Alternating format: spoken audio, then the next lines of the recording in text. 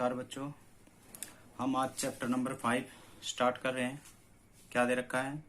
Chapter का नाम है इंट्रोडक्शन टू यूक्लिडियन ज्योमेट्री। ठीक है, इंट्रोडक्शन टू यूक्लिडियन ज्योमेट्री यानी कि ज्योमेट्री के बारे में हम क्या कर रहे हैं, यूक्लिडियन ने क्या बताया था उसके बारे में हम क्या करेंगे, चर्चा करेंगे। तो क्या कह रहा है यूक्लिडियन, यहाँ पे पहले इसके बारे में कुछ बातें जान लेते हैं। द वर्ड ज्योमेट्री, जो ज्योमेट्री वर्ड है, from came from the Greek word से आया है जियो से आया है, जिसका अर्थ है मीन ऑफ द अर्थ, यानी कि उसका अर्थ क्या है, अर्थ। एंड मीट्रेन का अर्थ है मेजर करना। यानी कि यूक्लिडियन ज्योमेट्री में क्या है, इसमें हमें क्या मिला कि हमें क्या यहाँ पे क्या माप करना है, एक हम पृथ्वी का मेजरमेंट करते हैं। ठीक है, अर्थ का मेजरमेंट करते हैं। ठीक है, इसको आपको इंट्रोडक्शन में जो पॉइंट मैं लिखवा रहा हूँ वो आपको राइट करना है, और किसी भी बच्चे को कोई भी इंट्रोडक्शन में कोई भी डाउट हो तो जरूर बताएं। क्या कह रहा है, a point is that which has no part. यानी कि पॉइंट हम किसे कहते हैं, ये हमने एक पॉइंट लगाया, नो पार्ट मीन्स इसके पास कोई भी पार्ट नहीं होता, ना लेंथ होती है ना ब्रेड्थ होती है। ठीक है, तो उसको हम क्या बोलते हैं, पॉइंट बोलते हैं। ए लाइन, हम लाइन किसे बोलते हैं, ब्रेथलेस लेंथ, यानी कि कोई भी लंबाई है जिसके पास चौड़ाई नहीं है उसको हम क्या कहते हैं, लाइन कहते हैं। यानी कि लंबाई जरूर है उसके पास लेकिन चौड़ाई नहीं है। ब्रेथलेस मीन्स चौड़ाई नहीं है, तो उसे हम क्या कहेंगे, line. The end of the line are points, यानी कि मान लो इस लाइन का ये पॉइंट मैंने बना दिए, तो इसको हम क्या कहेंगे, end point. End of the line are points, यानी कि जो एंड होते हैं उनको हम क्या बोलते हैं, लाइन के एंड बोलते हैं। A straight line is line which lie evenly with the point on itself. यानी कि क्या है वो, एक लाइन कैसे बनती है, यानी कि पॉइंटों को आपस में अगर जोड़ते रहेंगे तो वो क्या बन जाएगी, एक लाइन बन जाएगी। A surface is that which has length and breadth only. यानी कि हम सरफेस किसको कहेंगे, जिसके पास क्या होगी, लेंथ होगी और क्या होगी, ब्रेथ, सिर्फ लेंथ और ब्रेथ होगी, उसको हम क्या कहेंगे, सरफेस कहेंगे। The edge of surface are line, यानी कि कोई भी सरफेस है, यानी कि मैंने ये एक सरफेस बनाया है। ठीक है, ये हमारा क्या है, एक सरफेस, तो ये एज है वो हमारी क्या कहलाएंगी, लाइन है वो क्या कहलाएंगी, एज कहलाएंगी। क्या कहलाएंगी, एज कहलाएंगी।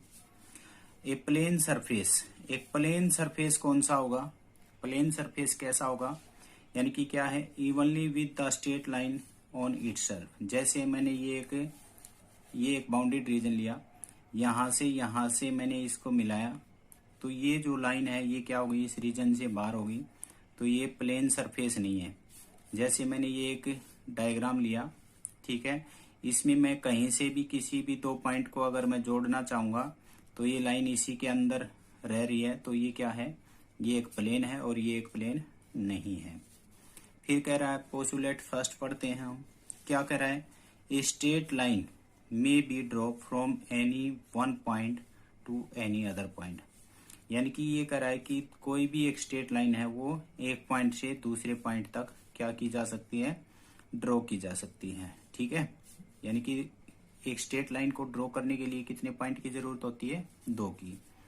फिर एक्जिमा है हमारे पास, क्या कह रहा है, give 2 distinct point there is unique line that passing through them. यानी कि कोई भी 2 पॉइंट लेते हैं तो इनके द्वारा सिर्फ एक यूनिक लाइन ही, यानी कि एक ही लाइन ड्रॉ की जा सकती है। अगर हम इन 2 पॉइंटों को अगर मिलाने की किसी दूसरी लाइन से कोशिश करेंगे तो मिला नहीं सकते हैं। यही कह रहा है कि क्या है, 2 अलग अलग पॉइंटों को एक यूनिक लाइन से, सिर्फ एक ही लाइन से मिलाया जा सकता है। बाकी ये नहीं कि एक और दूसरी लाइन मान लो कोशिश करें तो ये लाइन नहीं रहेगी, एक कर्व बन जाएगी। ठीक है, तो सिर्फ एक सिंगल लाइन के द्वारा हम क्या कर सकते हैं, 2 पॉइंटों को मिला सकते हैं। इसी तरह से पोस्टुलेट सेकंड है हमारे पास, क्या कर रहा है, a terminated line can be produce infinitely. यानी कि कोई भी टर्मिनेट मीन्स कोई लाइन है जिसके 2 एंड पॉइंट हैं। ठीक है, जिसके क्या है, दो एंड पॉइंट है, वो टर्मिनेटेड, टर्मिनेट मतलब रुक जाना, ठीक है। टर्मिनेटेड रियल नंबर में हमने पढ़ा था, टर्मिनेटेड नंबर क्या होते हैं, जिसका एक डेसिमल के बाद क्या आता है, आंसर रुक जाता है। तो यानी कि यहाँ लाइन रुक जाएगी। तो ये कह रहा है कि दोनों साइड से उस लाइन को क्या किया जा सकता है, प्रोड्यूस किया जा सकता है। तो हम क्या कर सकते हैं, इन लाइन को दोनों तरफ से प्रोड्यूस कर सकते हैं। ये आपको ये सोच रहे होगी कि सर क्या बता रहे हैं, लेकिन ये चीजें आपको याद होनी चाहिए, ठीक है, यूज होंगी आपकी लाइफ में।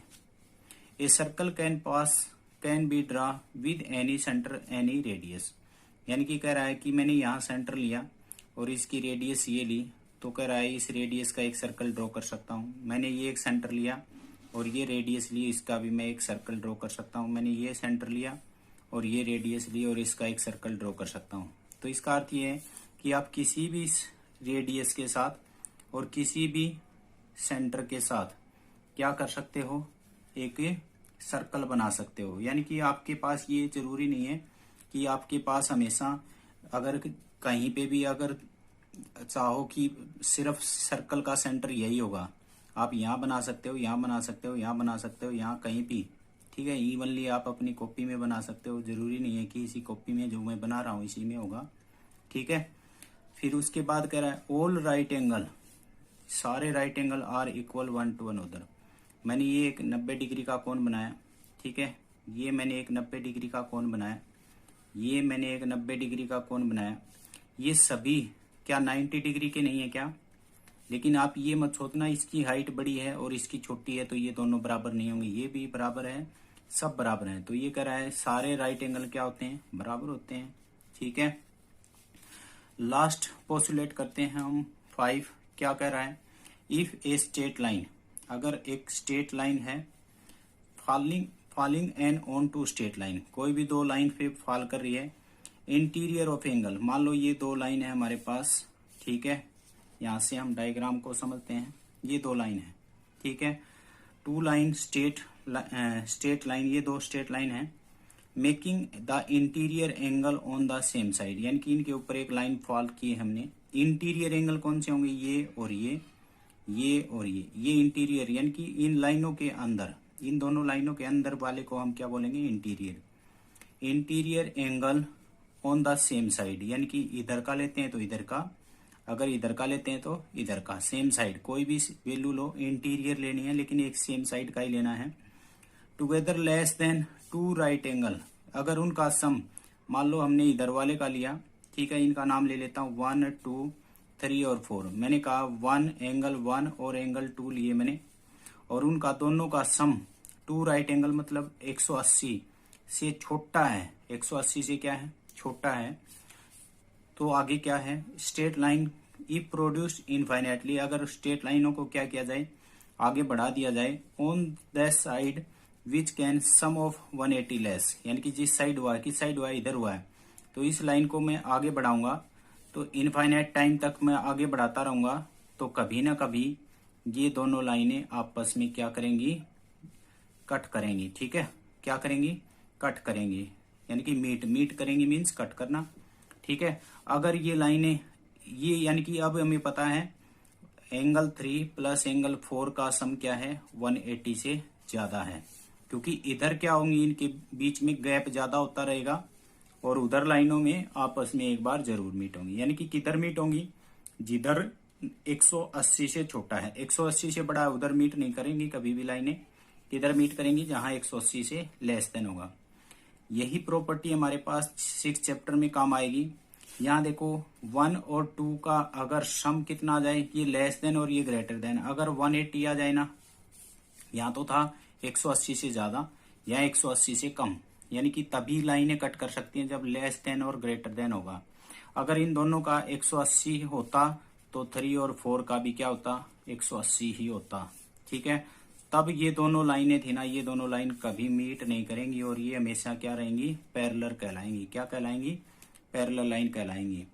तो ये हम चैप्टर नंबर 6 में चर्चा करेंगे इसके बारे में। उससे पहले हम इसकी एक्सरसाइज स्टार्ट करते हैं। 5.1 क्या कह रहा है, आपको ट्रू और फॉल्स बताना है। क्या कह रहा है, only one line can passing through the single point, ये एक पॉइंट लिया, ये कह रहा है इससे सिर्फ एक ही लाइन पास हो सकती है, लेकिन हम क्या पढ़ के आए थे, इनफाइनाइट में नहीं हो सकती है, तो ये क्या हो जाएगा, फॉल्स। क्या हो जाएगा, फॉल्स।